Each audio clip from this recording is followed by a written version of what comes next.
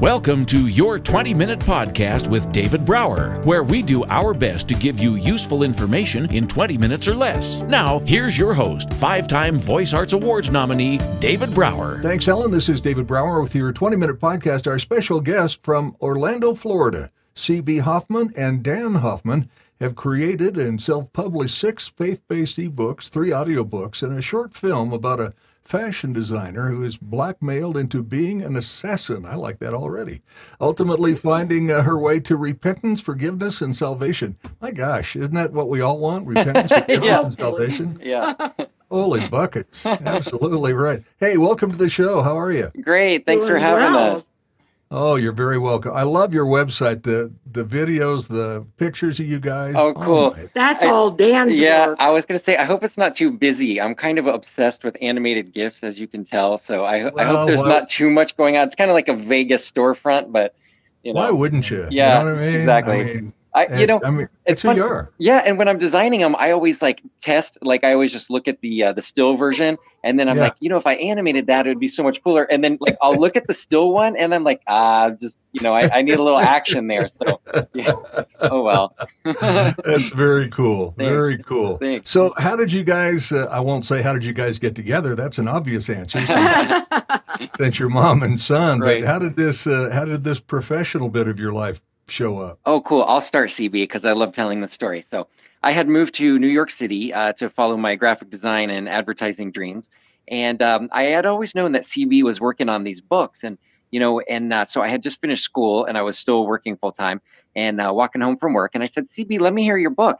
And CB said, she was accustomed to coming here. She was an assassin embroiled in a sultry web of blackmail and deceit. And I said, what?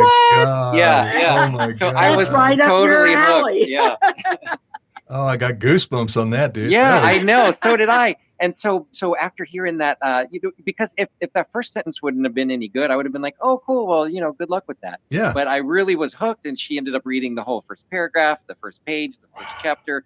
Before you knew it, every day after work, I was calling her on my way home, and she was reading the book, and Well, we what started happened collaborating. was Dan bought into it. Yeah. By that, I mean, he noticed some terminology I was using that he thought dated the book. Like I would talk about calling a cab, and he made me change every reference to a cab to a ride share. Ooh. Yeah. And I said something about a dark room, and he made me change that to a retouching room. And Yeah. Wow. And it was interesting in the early days too, because I didn't really know where it was going, and that it was going to become a trilogy or any of this stuff. And I didn't even really know if CB wanted my input. You know what I mean? So Sure. it's interesting. You're like, oh, how about this and how about that? And, and then she was pretty receptive to all of it. I mean, sometimes she shoots me down, but most of the time she just puts up with me. Well, isn't I that? don't shoot him down. Oh, sure you do. Yeah. Sure you do.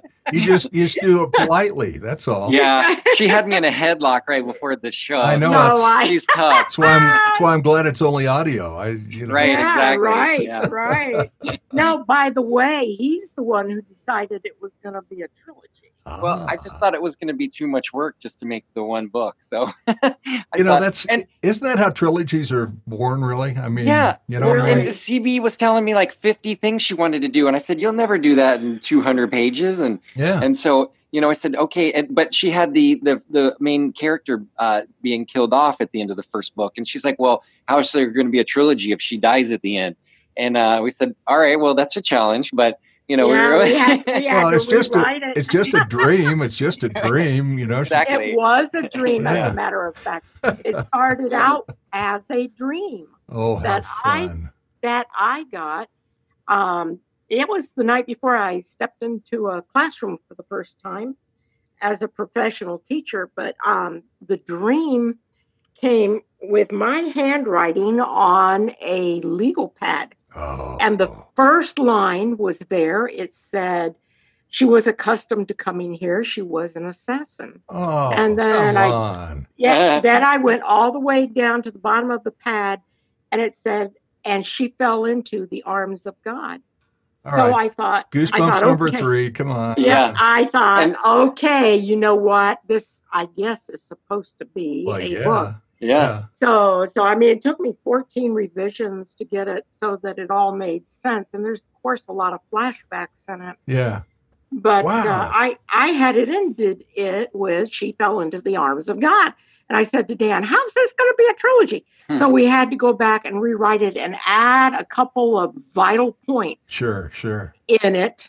And so. Well, he came back to you just at the right place at the right time to. Yeah. Boy, you are so insightful. Yeah. What he hasn't told you is that I had written the whole book, and I had a publisher, but she contacted me like 2 weeks after I signed the contract and said that her MS had come back out of remission. Oh, no. And she had tried to sell her publishing business, but could not, and had to release me from the contract. Oh, no. So I got really mad at God. Of all things, he gave it to me, and here I am getting mad at him. That's what we do. That's how he rolls. That's what we do. So, exactly. So when I realized that's what I had done, I said, okay, no, God's more important than this. Yeah. And I put down the book, and I hadn't gone back to it for 2 months, and I was really happy. And then Dan called on his way home from New York. Oh, now you're going to put it on him. I see. Yeah. Okay. Yeah, and that was like 2008. So we're talking like Kindle version 1, and the iPad wasn't even a thing yet. Oh, right. And so, I'm walking around New York looking at the bus shelters and seeing the ads for the Kindle. It was like $400. And I was thinking, ooh, that's kind of expensive. Yeah, but it holds 20,000 books. Like, okay, that's kind of cool. Yeah. And then, we were working on the book. And I think the next year, right before the holidays, Apple announced the iPad version 1. And I remember thinking, oh my gosh, I want one. I'm not sure what I'm going to do with it, but you can read books on it, and it's about the size of a book. Right. And I just remember thinking, okay, how do we get the books on there? Yeah. And so, what was great about that is because we had contacted a few publishers, and I had some contacts in New York through graphic design and stuff. Sure. And they were giving me really good rates for printing, like 10,000 books, but it was still more than we could afford, you know. And so I'm thinking, okay, cool, digital books. So I'm a graphic designer now, and so we just started looking into it, researching it, and like, okay, you can make an EPUB, which goes on there in Adobe InDesign. And I'm like, I use that program almost every day. So, a couple of years later, exactly, digging and all that. And then when we would grow up, CB would read all sorts of kids' books to us. And for all the different characters, she would do different voices. Nice. And, like the old Uncle Remus and all that, Brer Rabbit, Brer Fox and all that. I want to be her when I grow up. I only got one. I know, right? I only got one voice. Right. Well, yours is as smooth as butter. So right. You're like the new Don LaFontaine. There you go. Yeah. So anyway, I remember thinking, we got to make these into audiobooks because, I was on the trains and always going somewhere and had my headphones in because, the iPhone and all people start walking around now with headphones in all the time. And I just remember thinking, gosh, I don't have a minute to sit down and read this, but audio is good. And talking with her on the phone and having her read it to me was really convenient. So I remember thinking we should check out this Audible thing. So I went over to my favorite electronics store and told them what we wanted to do and got all the stuff shipped down there, like the studio condenser mic and the boom arm. And we made like a little soundproofing wall out of some wood, handmade that in the garage with my dad.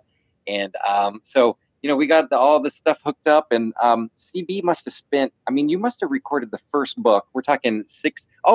Actually what happened, we were looking into the cost of making the audiobook. Okay. And it was about, this is, 2009. It was about $3,000 for 6 hours of finished audio. And, it's a lot of work. Ouch, my wallet. Yeah. Yeah. So, I would think that it would take a pro at least, I would think probably the better part of a month, probably 2-3 weeks at the, at the least. And, and so I remember thinking, okay, we're already talking about a trilogy. There's no way we're going to be able to afford that. And CB had written 3 other books, in the meantime. So I'm like, okay, we've already got 6 books, we're not going to pay $3,000 for each audio book. So we're just going to have to do it. So, we got the specs from Audible, and CB would record it and send it to me, and I'd shoot it down, and she'd re-record it. Now, talking about shooting something down. Yeah. That's it. Yeah. Well, that's constructive criticism. Exactly. Right. Exactly. Yeah. Difficult producer. And if I may interject something, I do it for $1,500. Okay. Well. Hey, we're going to have to remember that. Yeah. I mean, I do Well, audiobooks, so that's cool. Yeah. How long does it take you to do 6 finished hours of audio? Is that in a week or two? yeah, a couple of weeks. Yeah. But you gotta And kind of pace yourself a little bit. But, yeah, and you can't like an hour, a day or 2 hours if you're used to that. And luckily CB was an English teacher, so she's used to talking all day long. But nice. Yeah. man, I'll go in there. So now we're actually producing an audio drama podcast of the first book. So we have my dad, my brother, and I doing all the guys' voices, and CB does all the girls' voices. And so we have like the gunshots. We subscribe to like a sound effects library. Yep. And got the gunshots and the police sirens and the ambulance and people screaming. Oh my God. Yeah. So that's, hopefully that's going to go up, but we're doing it all ourselves. So, everything we do is like venturing off into the great unknown. Well, there's nothing wrong with that. Yeah. I mean, God opens one door and then you find a whole bunch of others, and then That's exactly right. He makes you take a left-hand turn, and then you go, oh crap, there's some more doors. That's exactly. Yeah. Yeah. Boy, you are good. Yeah. You know right where He's I been live. there. Yeah. Right. But so it's kind of fun. We just figure out everything that we have to do and make a to-do list that's about 5 pages long, and that's Dan. Yeah, too. keep checking stuff off and keep adding. Dan's a little anal, isn't he, CB? Yeah. Well, I would. You know what? And I mean that in the nicest way. I know, but I nicknamed him the motivator. Yeah. Ooh. The whip cracker is. Ooh. But you know what? He's like Indiana Jones. Yeah, and I think when it matters, I think I want it to be perfect. Yeah, you know what I mean? So right. yeah, we have time, and we really want to do it right. And part of the thing about the audio recording too is like you have to get used to hitting the space bar or touching the trackpad without making any noise, and you have to in between every sentence you have to pause it, take a breath, and then do the next sentence. And I mean, it's like a tremendous amount of work. It is I think the confusion comes in where Dan is a visionary, and he has a vision of exactly how he wants something to sound and exactly how he wants something to read. What a gift. And and when I do it, and it does, he's like Monk. And when I do it and it doesn't meet up to exactly what he was envisioning, then guess what? I'm doing it again. The first sentence is so important. You know what I mean? It is. So like someone's going to listen. Yeah. Someone's going to listen to the first sentence and decide if they want to hear more. And CB would say, she was accustomed to coming here. I did not. Yeah. And I would say, no, you got to say she was accustomed to coming here. That's right. That's right. So, so I'm like, no, you're exactly right. I didn't do it that bad. Yeah, it was pretty bad. How funny. Boy. I was like, are you recording that on your cell phone? What's going on here? Come on, man. You know what's sad is you guys just don't know how to have a good time. It's kind of troubling. Yeah, I know. Yeah. It's kind of troubling that you haven't come out of your shells yet. Right, yeah. So the first book, Consuming Fire, or Murder by Design, or Royal Conspiracies? It's Consuming Fire. Yeah, it's Consuming Fire, and Alexis Sylvan novel. And then the second one is Murder by Design, Alexis Sylvan Returns. Ooh. And then, the final one is Bulletproof Wedding and Alexis Sylvan Finale. So there's a Bulletproof Wedding. Love that. Cool. Especially the animated gunshots aimed right at my face. Yeah. Right.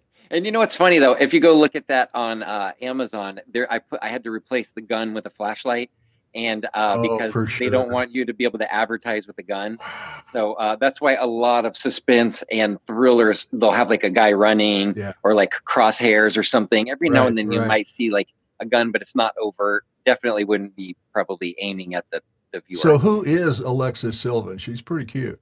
Yeah, well, so that is actually a friend from church in New York City. Good. She was a model and actress, and so way back when I finally came up with an idea that I liked for the cover of the first book, I was thinking of like reaching out to friends, and I knew that I knew of her, and she was a friend with a friend, and so got in touch and ran the idea by her, and she was down with it, and our budget was super, super meager. Sure. And so she agreed to it, and just shot the whole thing in a day myself. Perfect. And I really wish I could go back and reshoot it now with this new photography knowledge and gear that I have. But her look is perfect, dude. Oh, cool. I mean, when it says meet Alexis Sylvan, fashion designer, assassin, and Consuming Fire, and all that, and she's got this, oh my God, pistol, and and the look is like, come on, dude. So way back before I even went to New York, I was playing around with cover designs for CB, and I was designing some really, really bad, awful stuff. Mm-hmm. And so I remember, like, when she read the book to me, I was thinking, okay, I finished school, I have like 5 years under my belt. Actually, I think 8 at that point. And I said, what would I do if this was an actual client with actual money? And so I remember thinking, okay, she's a redhead, she's an assassin, she's in fashion, so she looks fashionable. And I'm just picturing like a girl looking over her right shoulder, right. And then she's concealing a gun against her right hip. And so I remember reaching out to her. She was down with it. And so we went to Macy's and bought a dress. Well, I went to Macy's and bought 2 dresses, and then chose one for her.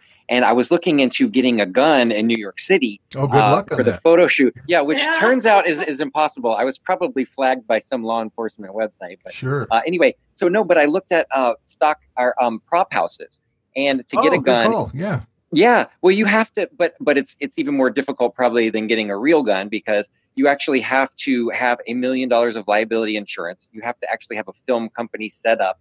And if you're going to be using the shooting with the gun anywhere, you have to have a police officer on set. Oh my God. And I know, I was like, that's way out of our budget. See, I would just Google NRA member and see if I could borrow their gun.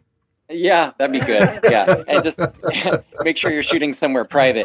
But so what I did was I actually just had her hold an umbrella in her hand, mm-hmm. and then I photoshopped out the umbrella. I made that gun in Photoshop and put it in her hand. Nice. So the gun never actually exists, either of them, the one where she's aiming it at the camera. Yeah. And I actually had designed some animated GIF HTML emails where I show how the gun was being built. Oh, nice. So I just do like the black circle, and then the gray circle, and then the sights, and then the grip, and then I show her, putting her hand in there. And what's the skyline? The skyline, actually, so my wife and I had moved to Hoboken, New Jersey. And so we were up on the Palisade Cliffs, and actually right next to Hoboken in Union City. But so that view is over the top of Hoboken of the New York City skyline. Yeah, so I actually that was my view from our place for 3 years. Tough to be you. Yeah. And then we sold it, and somebody's got to do it. Somebody's got to do it. So, So this is we only got a couple of minutes, unbelievably, but the official website of author C.B. Hoffman, inspirational Christian suspense, thrillers and mysteries, Christian young adult comedy, drama, ebooks, and Dan helps me out. And so is that where they go to learn more about you guys and buy your books and do all that? The website, sorry, go ahead, CB. I've done all the talking. No, go ahead, please. You got a minute, CB. You got a minute. The website, as you're looking at, is CB as in boy, mm-hmm. Hoffman with 2 F's and 2 N's. Yep. So it's HOFFMANN.com. Perfect. Yeah, and we have if you look on there, you'll find a link to getting information on how to write and different things we put together. Oh, nice. Yeah. Nice. Yeah, and there's mailing lists, there's audio samples, there's free samples of the books. Of course, you can purchase and do all that kind of stuff. And you've been featured on a lot of media. I mean, that's cool. Thanks. That is really great stuff. So, folks, it's CB as in CB Radio. I know I'm showing my age. CB Hoffman with 2 F's and 2 N's. CBHoffman.com. And you can check out the books, the blog, learn about them, the media appearances. You can connect with them. There's free guides. Holy buckets. This is this is good living here, man. Yeah, thanks. I'm so glad you like it. Yeah, so really well done. Great site, great fun, and if your combined energy doesn't come through in your public appearances, I don't know what will. Thanks. Wow, you two have a You can't shut me up. Yeah, well, that's what she said. Yeah. Ching. Hey, thank you both very much, and continued success. What a gift! Wow. Cool. Thanks so much for having us. It's a pleasure. Yeah. Listen to your 20-minute podcast with David Brower on the go. Downloads are available on YouTube, Twitter, Facebook, iTunes, iHeartRadio, Spotify, any podcast app, and on our website at davidbrowervo.com/your20-minute podcast. Until next time, thank you for listening.